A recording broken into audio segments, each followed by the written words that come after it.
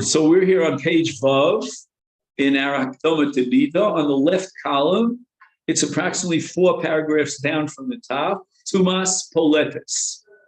So until now, we've been discussing what's called stira, meaning she has to count Zayin Nikiyim. She may even have to make a medika on each one of those days, according to one sheet in the Tanoim. And after the medika, she can count it as a Yom Sofer. We even had a possibility that went very extreme, that she needs a medika in the morning to change her chazaka for that day, and then a medika at the end of the day to guarantee that the entire day was nothing. We had another sheet that said you only need chilasa v'sofa, only on day 1 and on day 7. And that would be sufficient. And on day 1, she changes her chazaka, and she completes the counting of Zayin Nikiyim on day 7 v'sofa. Unless she has what's called a stira. Were you missing the page? Yeah. Oh boy, I should have brought. I should have brought. Here, so. Okay, wait, just in case. Did I bring it? Yeah. I was here. Guess what, Steve? I left it there. Oh, because I know I have my. Okay. All right.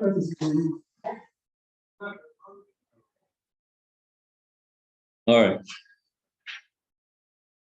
So we have what's called a stira, which means that if she sees dam on one of the 7 days, then she starts from the beginning. She has to count. The next day will be the first day of Zayin Nikiyim. So we had a very sad situation in which a woman counted Zayin Nikiyim, but right before Shkia, on the 7th day, she saw dam. And basically, she has to make a hefsek tara before she goes into day 8, which now becomes day 1, if you remember. We had a machlokas rishonim, which is very interesting. What happens if she already finished Zayin Nikiyim, but she hasn't been tovelas yet? And the whole purpose of Zayin Nikiyim is to culminate with tefillah in the mikveh, which she didn't do yet. And then she saw a re'iyah. And according to one school of rishonim, which was really mind-boggling, what happens is she's got to start counting a full Zayin Nikiyim from scratch. And she's a Zava Gedola. Imagine a Zava Gedola. Why is she a Zava Gedola? She already counted Zayin Nikiyim. She should be a Zava Ketana, Shomer Yom Keneged Yom. So the answer is that Zayin Nikiyim must culminate with a Tevila in order to change her status from a Tmeya to a Tahora. She didn't do that. She saw a Re'iyah before she was Toveles. And that means that the whole Zayin Nikiyim is now batul mevuta because it was before her tvila, according to that school of thought, and that would mean that she is a zava gedola.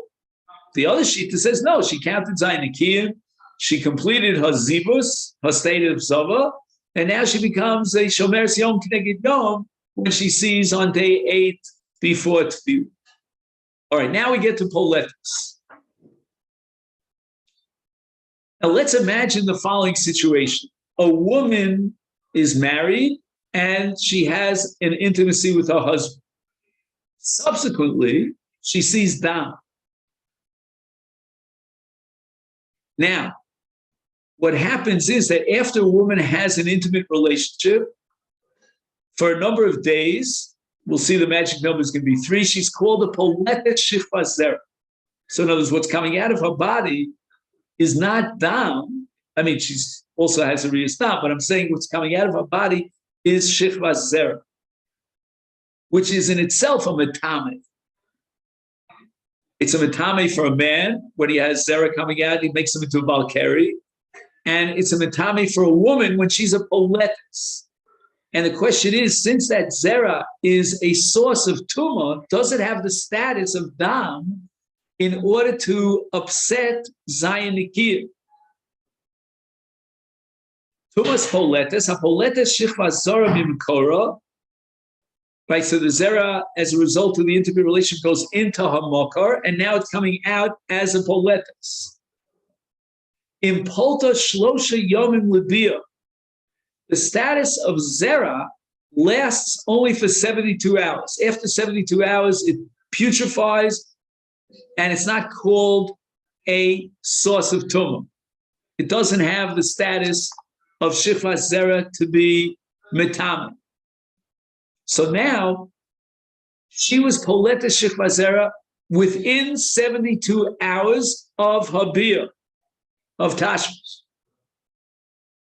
Is harei zu tmeya. She becomes tmeya as a result of poletet shifras zera. We have a new category of tumah. Till now, we've been talking about tumah as a result of re'iyas dam. Now we have the tumah as a result of re'iyas zera in the case of poletes. And now we're going to have to see if that upgraded status of zera is equal to dam, such that it would undermine the zayin nikiyim. It would be a stira to zayin nikiyim like re'iyas dam. Does poletes have the same status as re'iyas dam? Darshu Chachamim. Interesting. It's the first time in Akdama that I think he quotes a sugya in Shas that's not in Masechta Nida. In this case, it's in Masechta Shabbos. Mina Omer v'matan Torah shenistav Yisrael b'preacher v'nicha shlosheh yomim vayomer la'am heyu nechonim l'shloshes yomim al tigshu ela isha. We read it just a few days ago. And why did the Torah say that for 3 days you should not have a relationship with your wife? And that's called Prisha Shlosheh Yomim Yunachonim Shlosheh Yomim. Mishum Shekol Shlosheh Yomim, if they would have intimacy, then for the 3-day period after the intimacy, she's a poletes. This is the source for the tumah poletes. And that's why Heyunachonim, we want men and women to be tahorim at the time of Kabbalas HaTorah, and a woman, if she would have had an intimate relationship within 72 hours before Kabbalas HaTorah, she would become Tmeya B'Torah's Poletes. So that's the biblical source for the equation between Poletet, Shifazara, and Tumah. Okay, now we have to ask a different question, and that is, how severe, so to speak, how much of a status of tumah do we give to poletes? Is the plitas zera upgraded and equated to the status of re'iyas dam in amakar, such that now it would be a stira to zayin nikiyim? And that's the subject of the next paragraph. In the footnote here, number Tzadi Gimel, he quotes the Gemara in Nida. There are two tumas. There's tumas mishameshes, afilu eno poletes klal. Higon shenichnas hazera miyad lebeis hapnimi.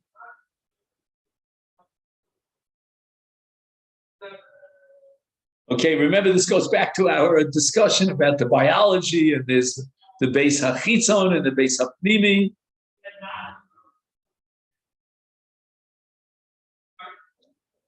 So if the zera goes all the way up to the beis hapnimi and then it comes down to the beis hachitzon, even though she wasn't a poletes, because the zera never came out of her body, but nevertheless it went from close to the makar down to the beis hachitzon, and the beis hachitzon is enough to be metameha. O afilu nichnas lebeis hachitzon. Even shelo yotza mipnimi lechitzon, eino metam. What happens in a case where, so there are two scenarios. The scenario number one is where the zera immediately went all up to the beis hapnimi, and therefore we don't care whether she's poletes or not. That itself makes it into a kind of poletes because the zera went all the way up to the beis hapnimi. Now we have a different scenario. Hazera nichnas lebeis hachitzon. I'm just thinking, I don't want to get too graphic here, but let's say she's in a standing position, right? So the zera doesn't go all the way up her body. It just didn't have the momentum. So it only went to the beis hachitzon. Is therefore, she would not be tmeya here. Why? Because mimanavsham. She's not a poletes because it never came out of her body. let's say she did some sort of internal washing herself, what's called douching, right? So she was not a poletis. And not only that, it never went up to the Beis HaChitzon because, to the Beis HaPnimi, it only went as far as the Beis HaChitzon is concerned, it ain't a matam. Tumas poletis, af shetira mishum tashmish. Right, so now, let's say, as a result of tashmish, let's say the dam went all the way up to the Beis HaPnimi, and she becomes tmeya because the dam, did I say dam? I meant to say zera, sorry. The zera went all the way up to the Beis HaPnimi, and that's metami. Now she's metire herself, and some zera comes out of her body. That becomes poletis. That is a separate category in a new metame. So there was one tumah as a result of the zera going in, and now we have another tumah that's generated by the zera going out of her body. And therefore, tumas poletes, when the zera comes out of her body, af shetira es atzmishum tashmish. Even if the tashmish was metamiya because of the zera in the Beis HaPnimi, and she was metaheres es atzma, she underwent the entire process of Tara, which we have to see exactly what that means. It depends if she's in Zainikim or not, and so forth. But now she's going to engender a brand new tumah b'toras poletis.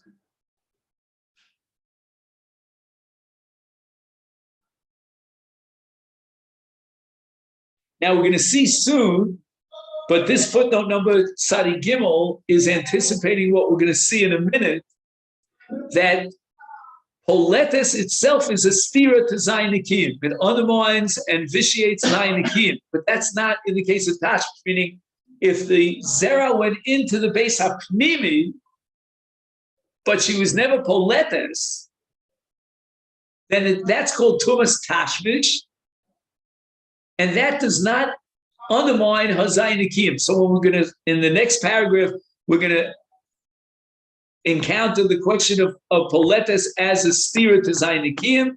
That's only poletis. That's only when the zera comes out, but not the tumas tash. Okay.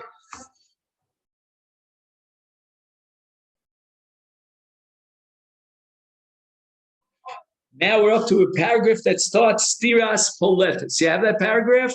Okay, this is really the in a sense, the culmination of what we've been discussing today.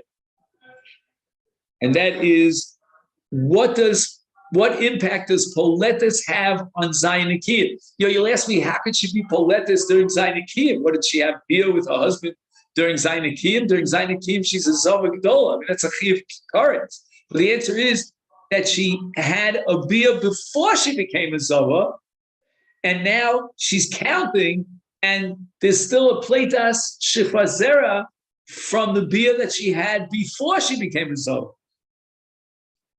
Now he quotes the sugya on Daf Lamed Gimel. Apparently appears also on Daf and Beis. We said 3 days. So let's say immediately after day number 1, she sees down, correct? And now she becomes, let's say, a shomeres. If that down makes her into a Zava Katana, she becomes a shomeres Yom Keneged Yom. And now she's poletis. Does that mean that she can't count day 2 as a Yom Naki simply because, even though she doesn't have dam, but she has pleitas shechvazor? So the Gemara vacillates, his tapka, ima poletes tumasa kenogas b'shechvazera o kiroa shechvazora. Okay, for this we have to know more about Tumah V'Tara. So let's leave out that suffix. Maybe we'll be able to pick that up at some later period of time. V'im, or this is the suffix that we want to emphasize. V'im, meaning, is it so that poletes soteres minyan shivas nekir? Okay, so again, I'm going to say something that makes no sense, but we'll have to accept it right now in faith because we didn't get into Hilchas Tumah V'Tara. In other words, the challenge of learning Nida is that Nida is an overlap of 2 different worlds, so to speak, in the universe of Halacha. It's the laws of Nida in terms of Tumah Labaila, but it's also touches and overlaps on the world of Taros in general, Tumah V'Tara in general. So there's a halacha called Nogea B'Zera. Nogea B'Zera, if there's Maga with Zera. So until now, we've been talking about, let's say, Tumas Tashmish or Poletes. What we haven't really touched upon, on the pun, is Nogas B'Zera. That the Zera itself is a source of Tumah.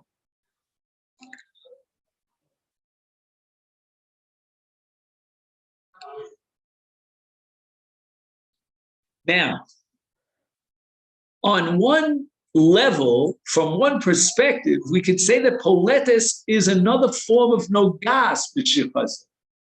Although she didn't pick up the Zera with her hands necessarily, she didn't have, contact with the Zera with her hands, but her body did have contact with the Zera.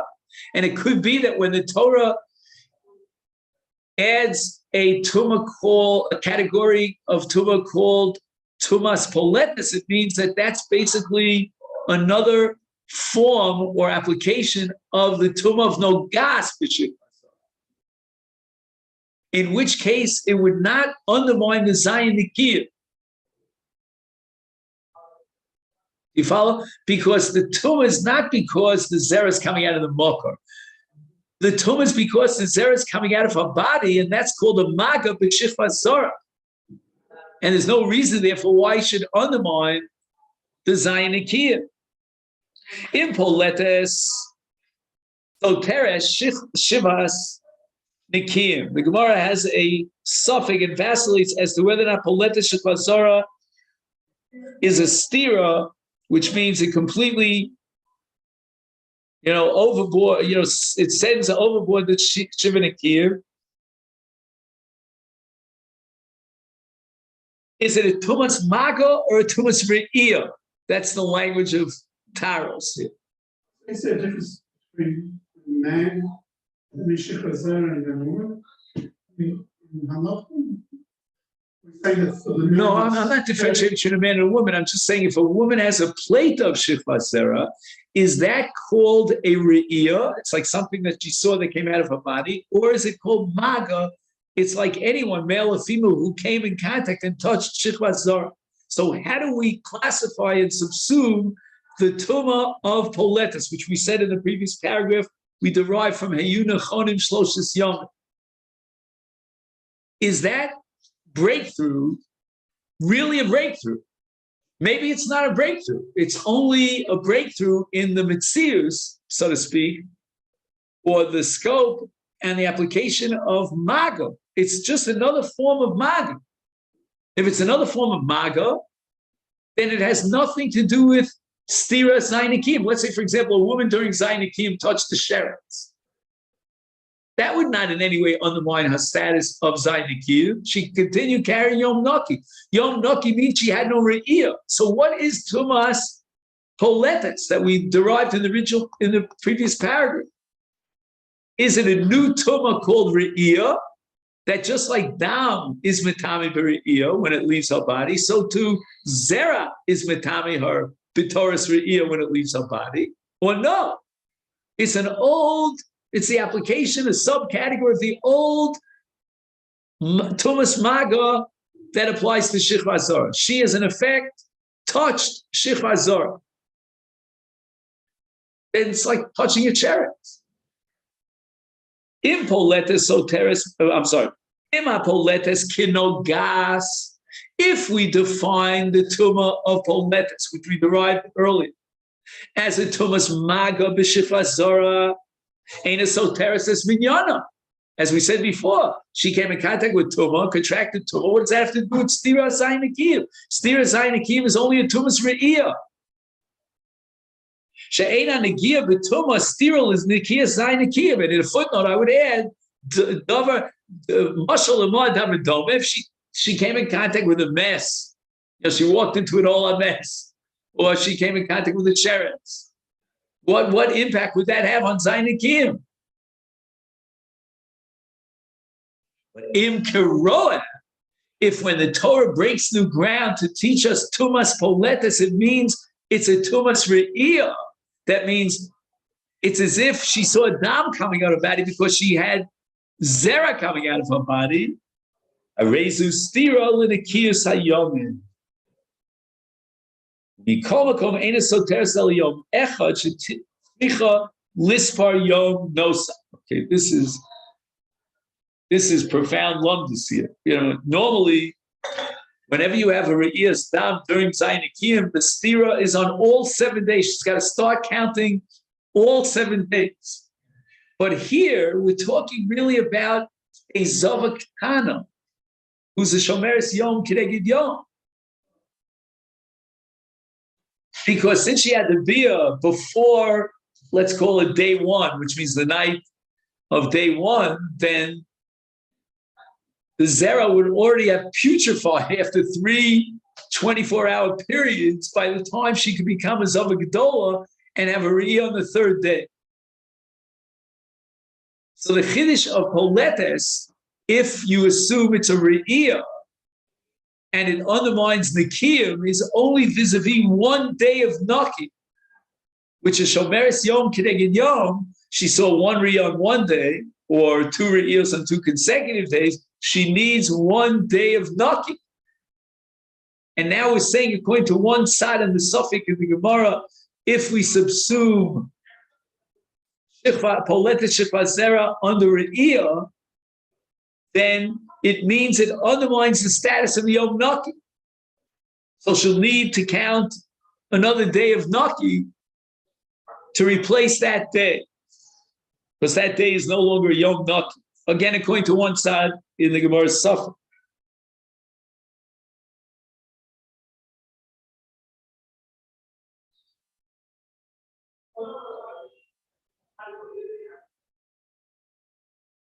He has a beautiful footnote here, Numbers Tzadi Dalid, and I think he's not quoting. Usually, when we see a fantastic Chiddush in a footnote, we assume he's quoting one of the Achronim. Here, I think he's quoting the Gemara itself. We said before, if you recall, that was in footnote number Tzadi Gimel, the previous footnote, that we're not sure what would be the halacha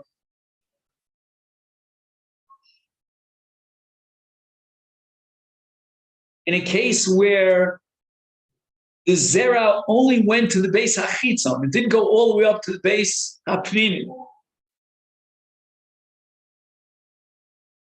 So the Rabbanan Shita in the Gemara in Nida Daf Mem Beis is that if the zera went in, again, we have to always define exactly where it went in. Let's just make life easier for ourselves to solve ourselves. Let's say it went all the way up to the base of Pnim, but it never came out of her body.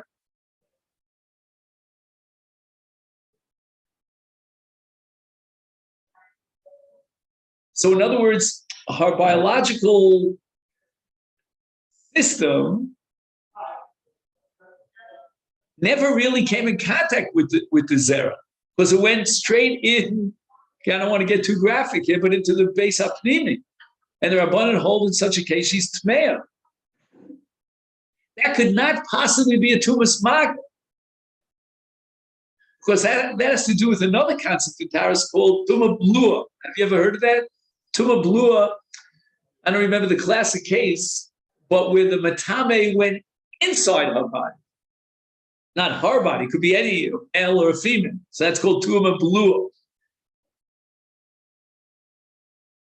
So therefore, according to the Rabbanan, we'll see that Rav Shimon disagrees. If the zera went into her body, she has the same status as poletes, even though it never came out of her body. That could not possibly be a tumas maga, because it would be a tuma blua, not a tumas maga. The only possible explanation for such a tumah, which is the Chacham and Shita, when the zera never came out of her body, it could only be that it's called a re'iyah. It can't be called a maga. That's what he points out here in number Tzadi Dal. Aval Rabbanan, you want to underline those. She'nitmes mibifnim kibachutz, meaning that even though the dam never came out of her body, so you can't call it a tumas maga. Nevertheless, she's tmeya. Bevadai shehi tumasa kiroa v'lo kenogas. The whole suffix of the Gemara, whether or not poletes is a stira to Zainikim, because it might not be a stira to Zainikim because it's only a tumas maga, that can only be true according to Rabbi Shimon, because Rabbi Shimon holds that poletes means that it came out of her body. Once it comes out of her body, it can be considered and classified as a tumas maga, and therefore it's not soteres Zainikim. But according to Chachamim, you could not possibly identify poletes as a tumas maga because poletes means it never actually came out of her body. It only went into her body. So it's a tumah blua. It can't be a tumas maga. It can only be a tumas re'iyah. And therefore, ipso facto, by definition, it would be a stira to zayin nekim, which again is yom echad, what we discussed before. And we're up to a paragraph called Harishonim.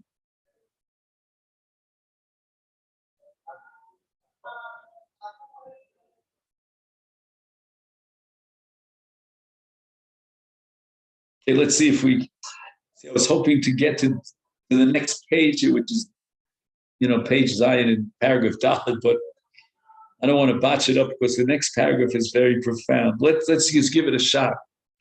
H'men harishonim hasover, shelo omru poletes soteres, which is one side of the Gemara. Oh, I think I skipped a paragraph. I'm sorry. Harishonim nechleku bebir safek haGemara. So she stopped became the Isha Shepole Azal. Ashari Shonim, she stopped the Gemara Soteres. All right, so I think this is, I want to watch this. This is something much more profound. Let's take a break here. And we're up to Harishonim Nechleku.